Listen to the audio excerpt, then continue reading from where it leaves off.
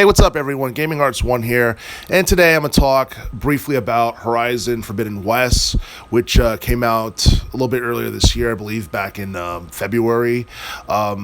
This game was released for the PS5 and Microsoft Windows. It's one of the more popular action RPG titles out there right now, and as everyone know, it was published by Sony Interactive Entertainment, developed by Guerrilla Games, and a lot of people are talking about this game mainly because it's such an extensive improvement from its prequel that came out back in 2017, Horizon Zero Dawn, and a lot of people have nothing but good things to say about it, mainly because you see like the improvements in terms of game mechanics and gameplay. You have an improved combat system. You have a modified skill tree.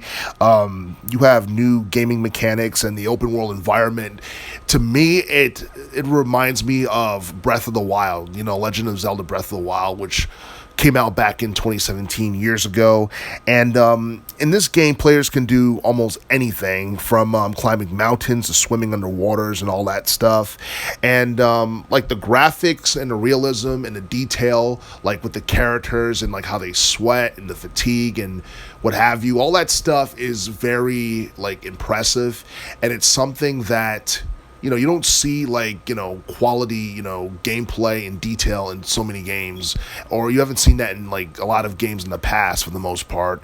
And as far as, Forbidden West is concerned, it's one that people can easily get lost in it because the game has like a total of like 17 main quests, and the main story itself is around like 30 hours in duration. And the game, I think, has like somewhere around 28 side quests, and the side quests can provide players with like seemingly endless hours of gameplay depending on how much you enjoy them.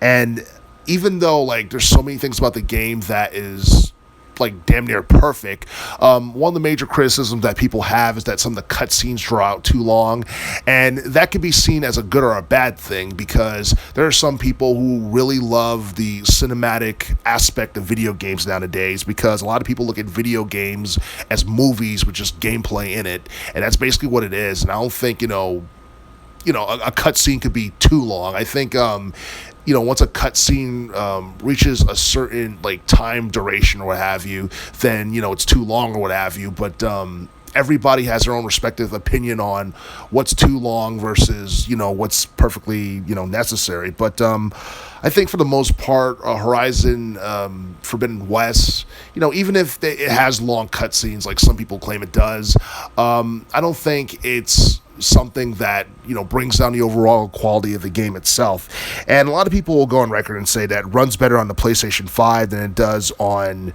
PC, but everybody's entitled to their own opinion. A lot of people are like hardcore PC users. They probably prefer PC, especially considering the fact that the PlayStation 5 is really expensive, I guess, depending on like what store you get it from or depending on what state you live in or what have you. But for the most part, the PlayStation 5 is it's expensive, but then there are some people who prefer the PS5 version of the game overall, because you have better like gameplay experience in general with the haptic feedback and the adaptive triggers and all that stuff.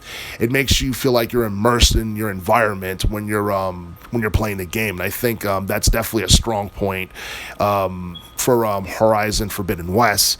And as far as commercial success is concerned, we all know that when Horizon Zero Dawn came out back in 2017, managed to reach around 20 million copies sold worldwide. And I believe at least 10 million of those copies were sold on the PS4. So my guess is that the other 10 million was on like PC or what have you. But yeah, Horizon Zero Dawn ended up being one of the best-selling games for the PlayStation 4.